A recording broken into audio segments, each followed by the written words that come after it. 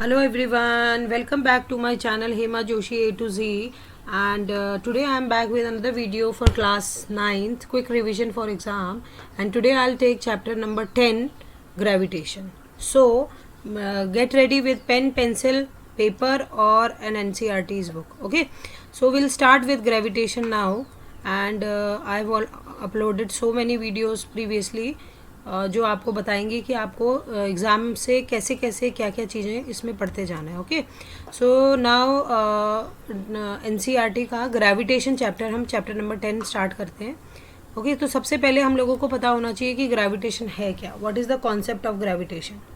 हमें इस डेफिनेशन पता होनी चाहिए और इसका एक फॉर्मूला है F equals to G m1 m2 upon R square. ये वाला फॉर्मूला आपको करना है. आपको ये पता होना चाहिए यूनिवर्सल लॉ ऑफ ग्रेविटेशन के बारे में, और ये फॉर्मूला बहुत इंपॉर्टेंट है. ओके, और अभी कब ये आपको पता होना चाहिए कि whenever we want to find direction, हम किसी भी चीज़ की डायरेक्शन फाइंड करना चाहते हैं and a body is moving in a circular motion, so to find the direction we have to draw a tangent on the circle. उससे हमें क्या होता है, डायरेक्शन पता चल जाती है उसमें. ठीक है, यहाँ पे सेंट्रीपिटल फोर्स और सेंट्रीपिटल एक्सेलरेशन के बारे में बात करी हुई है, उसको आपको पढ़ना आना चाहिए और ये डेरिवेशन भी आपको आनी चाहिए. F equals to G M upon D square. Okay, तो यहाँ से इस चैप्टर में से ये इंपॉर्टेंट है, gravitation law, universal gravitation law and उसकी डेरिवेशन जो है आनी चाहिए आप लोगों को. ओके, इज़ैक न्यूटन जो थे, इन्होंने जो है इन्हीं के बेसिस पे हम आगे ग्रेविटेशन लॉ पढ़ते हैं, क्योंकि इन्होंने पहले न्यूटन्स लॉ दिए थे, उनको न्यूटन्स लॉ के नाम से हम जानते हैं. ओके, अगेन मैं वही बात बोलूँगी, आपको सारी की सारी जो यूनिट्स हैं वो आनी चाहिए बच्चे. यूनिट्स अभी के अभी याद करते जाओ. ठीक, और यहाँ पे एक इन्वर्स, ये छोटा सा कॉन्सेप्ट दिया हुआ है, इसको भी करना है, ये एग्जाम के पॉइंट ऑफ व्यू से इंपॉर्टेंट है. ठीक, इसमें एक छोटा सा 1 मार्कर और 2 मार्कर क्वेश्चन आ जाता है कि कैसे एफ जो है जी पे डिपेंड करता है. ठीक, न्यूमेरिकल्स इसके सारे करने हैं एनसीईआरटी के. एक क्वेश्चन यहाँ से बन जाता है, importance of the universal law of gravitation. 2 point इसमें से कर लेना.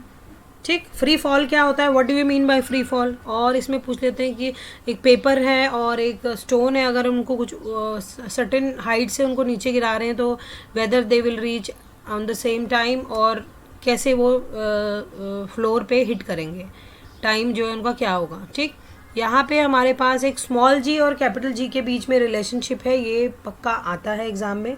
What is the relationship between small G and capital G, ये आपसे पूछ लेंगे.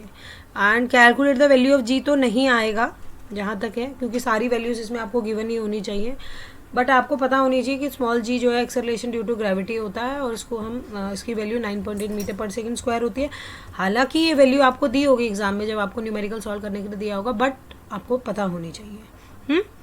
Motion of objects under the influence of gravitation force of earth. हाँ, ये आपसे बिल्कुल पूछा जा सकता है.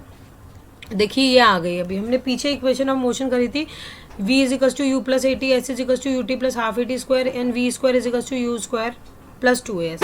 नाउ अब यहाँ पे ना चेंज हो जानी है ये, क्योंकि अब ग्रेविटेशन पढ़ रहे हैं, तो यहाँ पे एक ही जगह ना, यहाँ पे एक्सेलरेशन ए, तो acceleration uniform acceleration in straight है. आप स्ट्रेट लाइन में जब करते हैं तो वो एक्सेलरेशन होती है. ओके, लेकिन जब आप कुछ हाइट से नीचे गिरते हैं, ठीक है, तो वहाँ पे क्या एक्ट करता है बेटा, किसी भी बॉडी में आप, क्योंकि हम ग्रेविटेशन चैप्टर पढ़ रहे हैं, तो यहाँ पे होगा जी, एक ही जगह हर जगह पे जी लग जाएगा. v is equals to U plus G T, S is equals to U T plus half G T square, and v is equals to U square minus 2gs हो जाएगा. ठीक, एक ही जगह जी लेंगे यहाँ पे, क्योंकि ग्रेविटी की बात आ जाएगी यहाँ पे. न्यूमेरिकल्स बहुत इंपॉर्टेंट है. एग्जाम्पल नंबर 10.2, 10.3 सारे एग्जाम्पल आपको करने हैं, इंटेक्स क्वेश्चन करने हैं.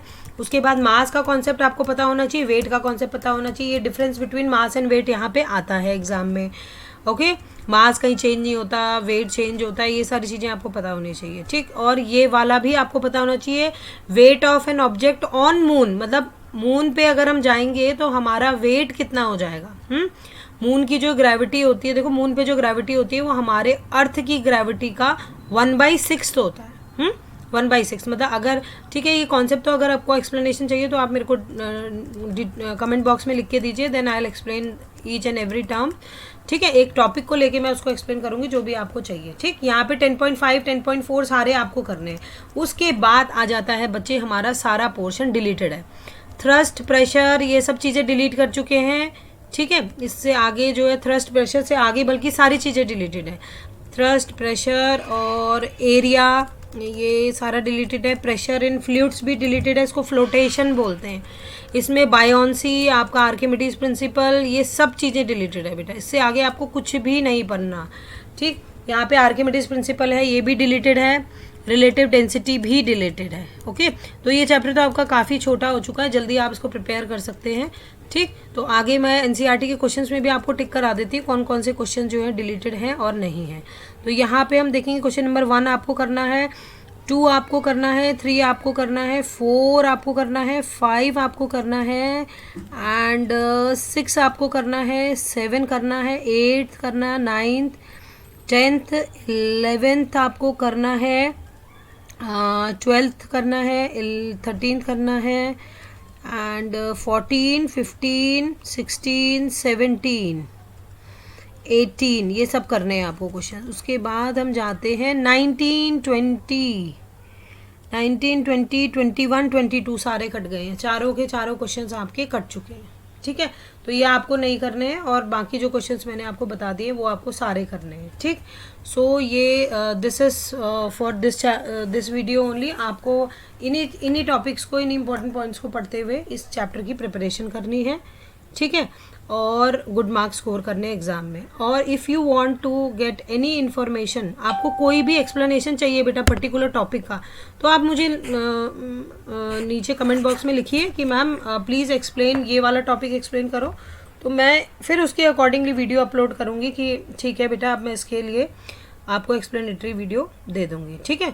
Okay, thank you so much बेटा, stay safe, stay happy and again if you like my video please like, share, subscribe and press the bell icon so that see it gives motivation to me, है ना। तो आपको जो है press करना है bell icon, तो नई वीडियो जब भी आती है so you will get intimated. Okay, thank you बेटा।